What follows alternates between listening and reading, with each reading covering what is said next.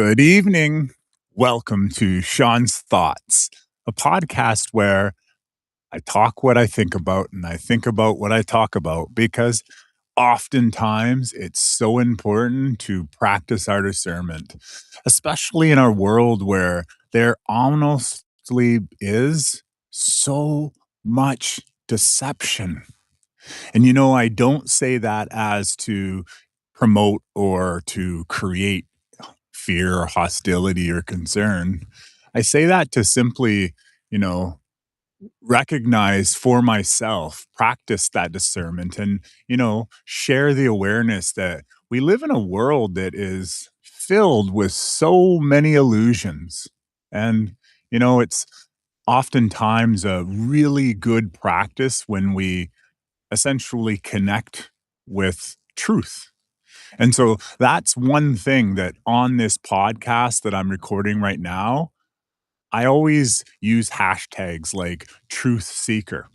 Truth seeker because I am a truth seeker. No, I've always had this idea that, there was a veil or an illusion that was around me, perhaps. And oftentimes, I would look at the world from a very different perspective, kind of like, Sherlock Holmes. See, oftentimes when I watched Sherlock Holmes, especially the more recent movies that showcased um, Robert Downey Jr., I believe, and the idea of Sherlock Holmes is that Sherlock Holmes had the ability to see those finite connections between things, things that people were perhaps too busy, whether they were too busy because they didn't care and they'd rather do something different, or essentially they were too busy because, there was systems of control or just essentially systems put in place that would get people to be so busy that they wouldn't actually have the opportunity or the even awareness to look for certain pieces of evidence. And so, not that I'm calling myself Sherlock Holmes, but just that I've had that experience. And if you've watched the Sherlock Holmes movies, then you totally get what I mean. There are things in our world where people say things or words and phrases come through, or you're having a conversation and suddenly something's said and then pulled back. And, you can honestly sometimes feel the energy being pulled back, or, the person that you're speaking to, you're not necessarily, or they're not really getting what they're looking for, and suddenly there's less enthusiasm. It's as if sometimes when we talk to people, there's things that they want you to say. So it's as if they're digging around for you to perhaps share that information. And yet, when it doesn't feel or it doesn't look like that information's forthcoming, then they draw their own energy back. And there's so many different things in our world that, you know, have that energy ebb and flow, that energy or energetic exchange. See, one of the things I've talked about in my podcasts before is as I was practicing this technique, this healing modality called thought field therapy, and thought field therapy, TFT, is amazing. At least it was amazing for me because I really did believe in it. This is a technique that I had learned from Kevin Trudeau. And anyways, when I was utilizing it to use it to heal myself, I had been oftentimes I would sit in Starbucks while I was drinking my coffee and I would do all these tapping sequences on myself. And I promised that I'm still going to do it. I'm just looking for, more people within this community of 13,000 people on YouTube and 100 on Rumble. Rumble, we need to kick it up a notch. We need to get more people that are looking to, you know, looking for self mastery and quiet stillness and calm practices and uniting in love and all that stuff. So, Rumble, let's do that. Okay. But, anyways, so when I was utilizing this amazing modality of healing, self healing at that, I started to do it so repeatedly and so often that I could actually bring energy or feelings of energy into different parts of my body and ask myself, well, why was that there? And it would give me these ideas. And I mean, ideas, I would mean, thoughts would come to my head. Oh, that's a trauma. Oh, that's this or because in TFT, the interesting part about it is there's a series of algorithms that they essentially are different based on, of course, what symptoms you have or what ailments that you're trying to resolve within your field. And so there goes from things such as simple traumas or even phobias. Like you could have, for example, a fear of flight, or a fear of height, or a fear of driving, or a fear of oranges, whatever it is. See, those fears that we have are essentially distortions or energies that are within our field. And our field is that space that's around us. And sometimes those energies are within our body. Anyways, when I was sitting in the Starbucks, I would often feel energy. And I would suddenly feel like a pain in my leg or a distortion or a pinch or something within a certain part of my body. And sometimes it actually was outside of my body, but still within my field. And the field, I imagine it as this orb of light or this area around my actual physical body. And oftentimes, as I started doing this more often and practicing it more often, I started to essentially direct my attention upon other people. And sometimes I could actually feel their energy as well. And maybe not necessarily their energy because, it was a long time ago. It was actually over a year ago when I was doing this practice on myself every day.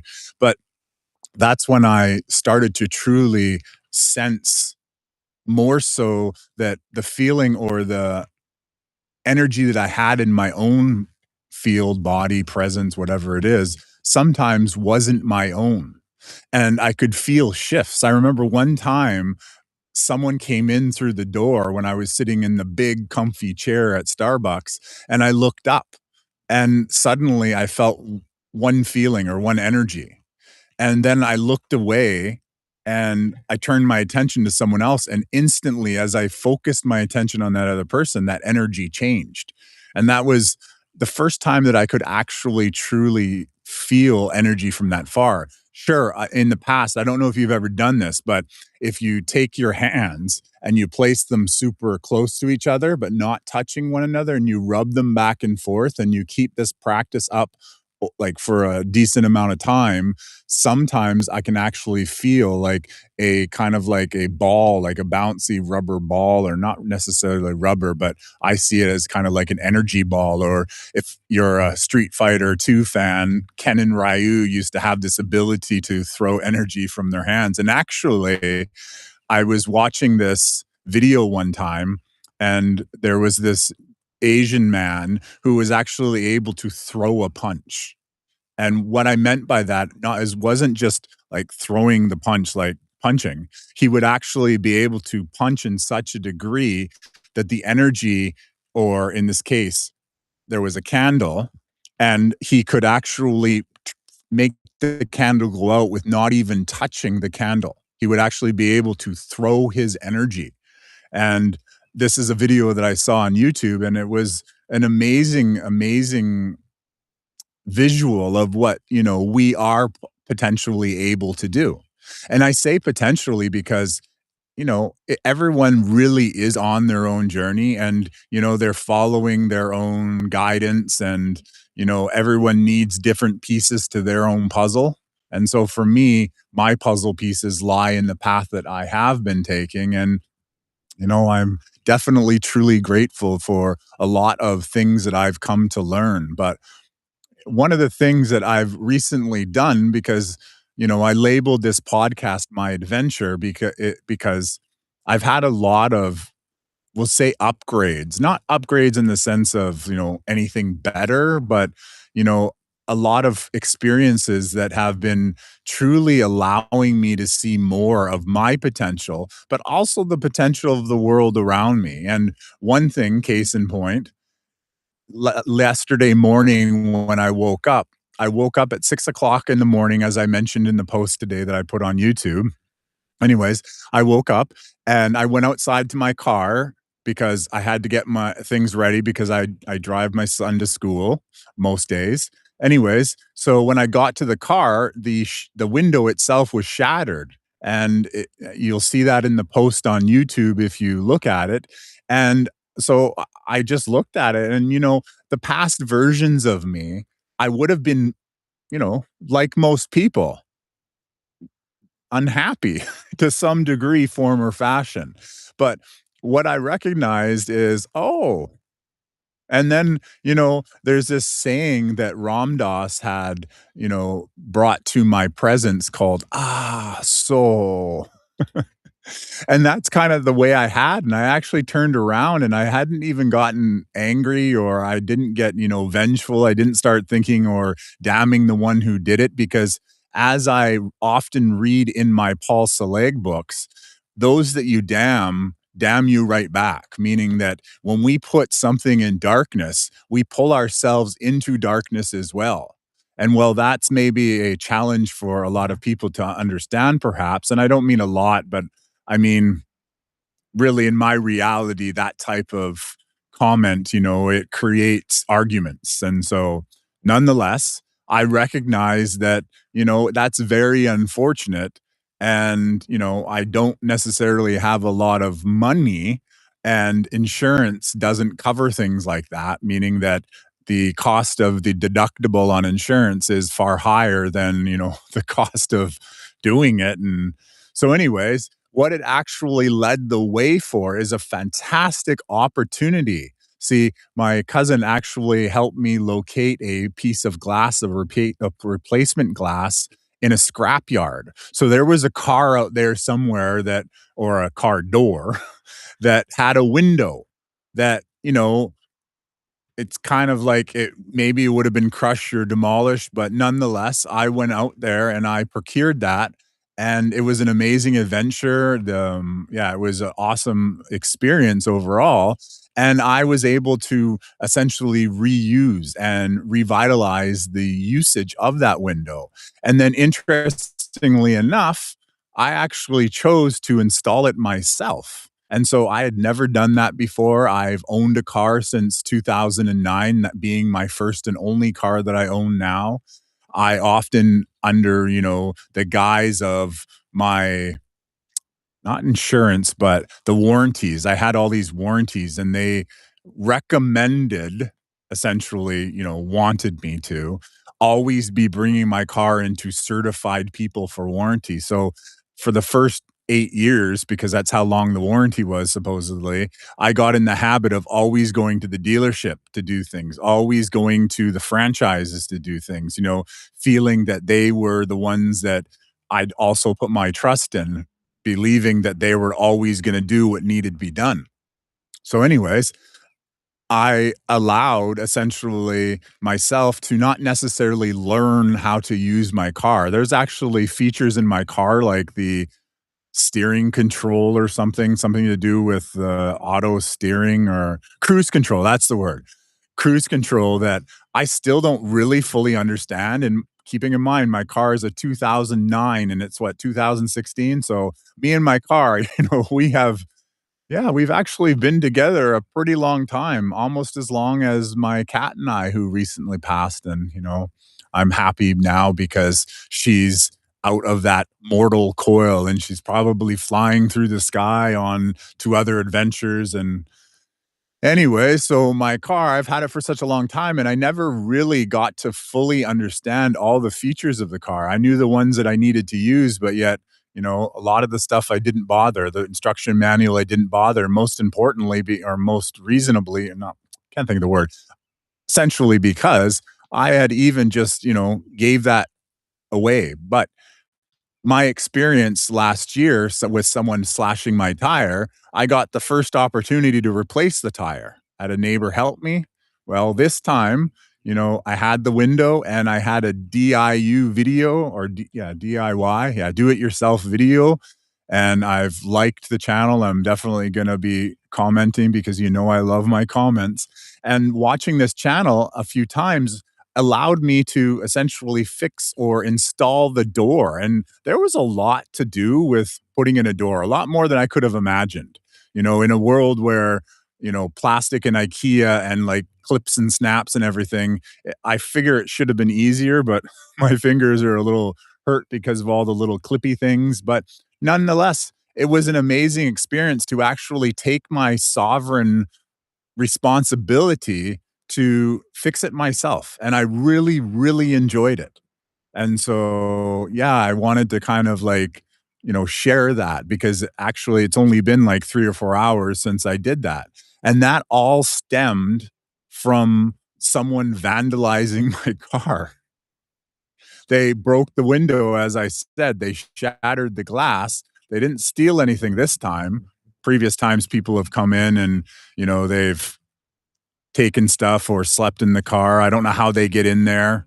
Someone has a fob out there possibly of my from my car perhaps, but or, you know, the Matrix just turns off the alarm and unlocks the car for someone to go into. Who knows? Who cares? The point is I really enjoyed it myself. And, you know, I've often talked about we're moving into a world where we are essentially taking our power back. And when I say we, I mean, you know, the people that are watching this. And I know there's very few of you out there that are really watching this. I don't mean those people who are watching, as I always talk about, you know, watching, you know, observing, possibly even copying down what I say so they can go say it themselves if it's their information or such, you know. I'm not putting that from an ego, but I've often, and I was told by my father that he found one of my videos on someone else's channel. At least that's what he perceived it as. He saw my video, he saw my face, but it wasn't New Earth Creations. See, my podcast, Sean's Thoughts, is hosted on New Earth Creations, which is a channel on YouTube where I host a myriad of other shows, Possibilities podcast, which is currently, you know, not being recorded, but I'm planning on bringing that back. I Foresee series, as well as Do No Thing Challenge podcast, and my most recent podcast, which, you know, I always encourage people go listen to this one because, you know, they're minute videos, but it's called Changing Stations with Shawn. And the whole reason for that podcast really is just to, you know, enjoy the music that I really, really love. And I've hand selected certain parts of some of my absolute favorite songs. And in this case of a couple songs recently, songs that have just newly been released by my ultimate favorite artist, Dermont Kennedy. And anyways, so changing stations with Shawn is just, you know, a fun entertainment as well as it's an opportunity sometimes to showcase some of my moving portraits, my frames that I've captured when I've been out in the world. And as I move forward, because, you know, I'm spreading my wings, especially with this Aquarius energy stuff that I keep hearing about. You know, we've moved into something called the age of Aquarius, and it's an age of extreme wonderfulness is how I would perceive to, you know, enlighten myself with it, with the knowledge of it, or at least the thoughts of what could be. Because as I've mentioned before, our world truly, truly exists in a state of extreme potential. And I say extreme potential because I want you to imagine something for a second. I want you to imagine a rock, and the rock is essentially, you know, it's an individual rock. It's made out of whatever a rock would be made out of, but it's mired in a whole bunch of mud, and the mud is really, really hard. Now, see, the rock could stay there in that mud for, or clay. Clay is a really good example, and it could stay there for a very long time. People could walk over it, they could press it down, you know, everything could fall on top of it, debris, dust, dirt, whatever. But now imagine if that rock essentially was involved in like an earthquake. And an earthquake is, for instance, very destabilizing, means it shakes everything. And if you've been involved in it, then you know what I'm talking about. I personally haven't experienced too much of earthquakes as, you know, earthquake people who have experienced have. But anyways, that earthquake, should it come into that area where that rock is, it would essentially break apart the clay and allow that rock freedom. And now that rock is able to be kicked and go on its own adventures and find new places. And I don't know if that's like the best metaphor, but I see that as what's happening in our world right now, that we are all like those rocks and we're all stuck within that clay, or we were stuck within that clay.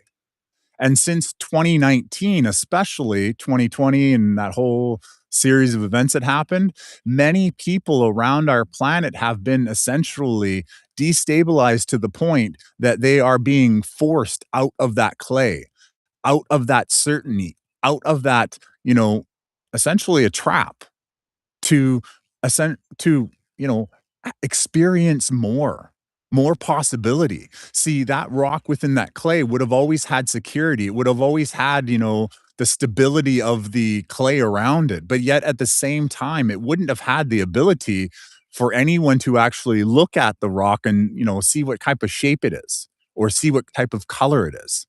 It would only have had that perspective of that little bit that was sticking out of the clay. And now it has the opportunity, and, I'm talking about a rock having an opportunity, but it has essentially the opportunity to now experience something different, to become something different, because now that it's out of that clay, it's exposed to so many different other things that will help or perhaps encourage it. Erosion, you know, the rain or something might actually eat it, or it might fall into a river, so it's gonna have those elements of nature upon it. It could be kicked and roll somewhere brand new and later kicked again, and, there's a lot more ability for that rock to go out into the world. Oh, there's a little mouse. It kinda scared me for a second. A little mousey ran across, in front of me. Anyways, so now it has a lot of opportunity, and that's how I see the opportunity even for myself. I'm going to talk about some interesting things in coming podcasts because there are more experiences that I'm currently going through.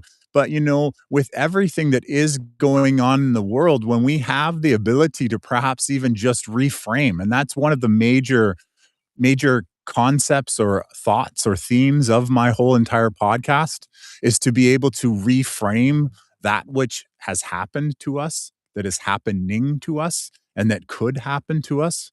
So rather than looking at something, worst case scenario, thinking, well, if I do this, well, this bad thing could happen.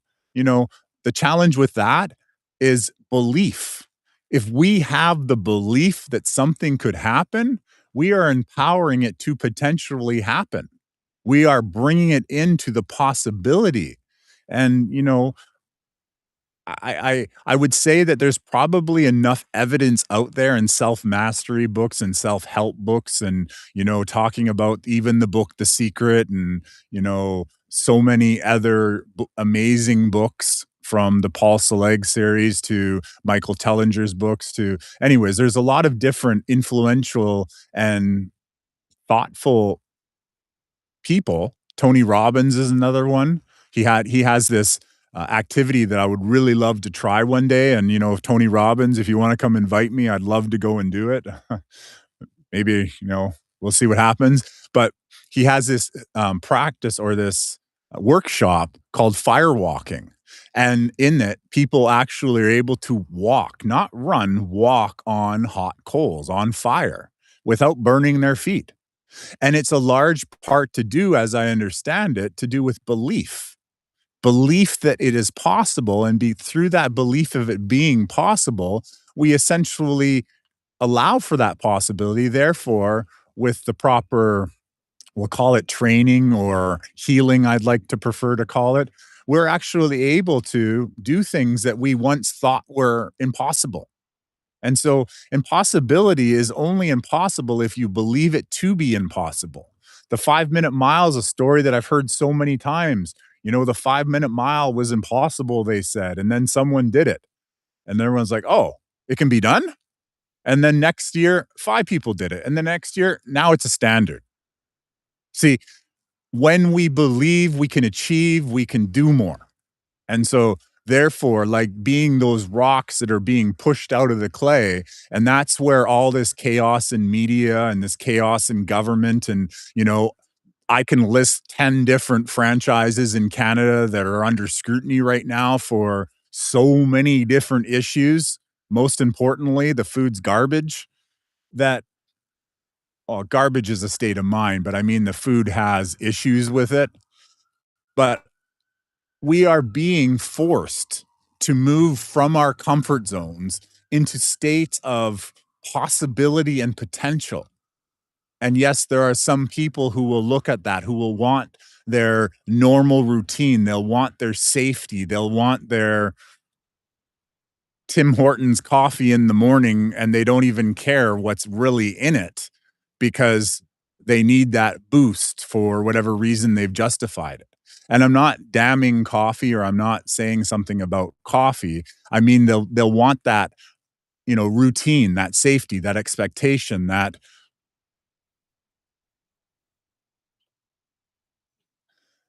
they'll want whatever that it is. And so, what was I going to say? I apologize. Someone came up from behind me, as you had seen.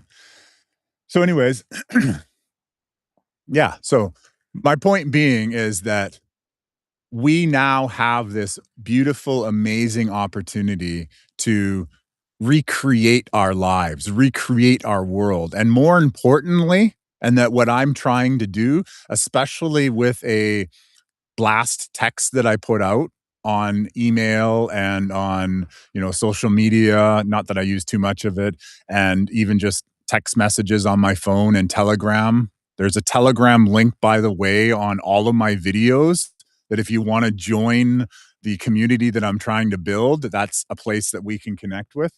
But anyways, what I did was I created a playlist called my call for action playlist. It's not actually called my call for action playlist, but that was the theme that I put behind it. And that's partly in the description.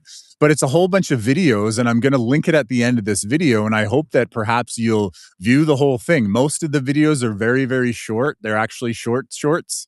There are creative shorts, and there's other videos as well. Some of my moving portraits where I'm in the video, and then there's other stuff where, I'm essentially looking to connect with other people that resonate with me. I often talk about my Patreon community, yet I fully understand that my channel is, it's limited by certain conditions that God places upon me, but it's also limited by other forces that would prefer, the Homo sapiens of the world not getting together. And then there's also other limits just in some of my audience members that are with me that hesitate to write comments because, it leaves them open and vulnerable to possibilities of interactions that they may not be comfortable with. But once you leave a comment and you connect, it opens up that possibility. And even if right now, for instance, you are a rock and you're stuck in that clay and you're moving a little bit back and forth and you see what's happening out in the world, but you aren't going out into the world, but you see it and you think to yourself all the possibilities of things that aren't for your benefit, then yes, you might want to stay within there. But if you allow yourself to jiggle around a little bit and explore what could happen, see, if you put up a comment, for example, and I'm not doing this out of ego, like I'm not doing this because I want people to comment so I feel good. I really do believe that commenting is an amazing part of, you know, self reflection. It allows us to essentially hammer in those ideas that we write down. So we think about what we just watched and then we write some sort of comments and it kind of, hammers it down. It also shows the world that I was here. And that's one of the challenges of my channel is that YouTube really doesn't show me how many people were there. They show me what they want me to know or whoever whatever station is that I'm looking at. The platforms are showing me what it wants me to know in order to essentially, you know, get me to believe a certain thing. I've often talked about on my channel, I'm fully aware that when we speak, when we shine, when we express ourselves, our creativity, our energy ripples out into the world very strong. Like sound moves very fast. And so, although, a person who, by the way, we have very limited perception based on, a lot of different factors, but the sound that we put out, it could actually go really far. If we didn't have all the cars driving by and, all the other distortions and such and all the electrical interference, sound goes really far. And even when it no longer becomes audible, that means it's not loud enough for us to actually pick up. Those vibrations continue to go on and continue to go on like for a pretty long time. Remember that other video that I talked about how the radio telescopes or whatever, they shot radio sounds of information into our world, like into the solar system, and they went on really far. Our vibration, our sound, the things we say, even the things we think. Actually, I was in a place called Science World, and it was originally Expo 86. Long time ago it's been there, but there was an exhibition there when I went, and this was only like 2 years ago, that they got you to put on this little hat, and then you were able to think and move things with technology, of course. But it showed us the power of the possibility that our thoughts actually do have the ability to do things. Just the fact that you can walk into a room now and you can say lights on and lights turn on. Now, yes, there's technology that's there, but it just opens our mind up to the possibility of what could be because, you know, there's two paths that we can go moving forward. We can give everything to technology, means we can give our power away back to technology, which many people are doing, or we can take our power back, we can reframe how things are, and we can seek the potential that's in them for possibility based on truth seeking fundamentals. And what are truth seeking fundamentals? Well, oh, there goes that mouse again. Truth is how we perceive it to be. So, like I said, never ever just take what someone says for, a full truth, even what I say. See how it sits with you, see how it resonates, and use comments in order to self reflect and practice your discernment. See what feels good for you. And that goes back to what I was saying before about, finding more stillness in your presence and feeling those feelings that are sometimes within our body because perhaps we may discover that they're not what that white lab coat told us, and that maybe even when, you know, we increase our awareness, those little tingles or those pains or even that ringing in your ears or that headache that won't seem to go away or, that toe ache that you have a problem with, maybe all that stuff, or at least one of them, might actually go away because they'll be like, oh, hey, and this is the body talking. He's finally listening to me. Okay, give him the next signal. And maybe if we actually take the time to hear the first signal, maybe we'll move on to the next signal and then the next and then the next. And maybe, just maybe, that's where we all merge back into a community based on principles that, that being that came to our planet over 2016 years ago, named Jesus, maybe the principles that he attempted to teach people will come more into fruition, will, merge into our collective consciousness, and that we will all be connected by a crystalline energy or a love frequency that helps us further jump that timeline to a world that I would prefer to live in. And that's why I created that call to action playlist. It's not a call to do anything specific, more so as a call to, connect. So thank you so much for sharing your time and intention with me. And I look forward to talking to you in the future.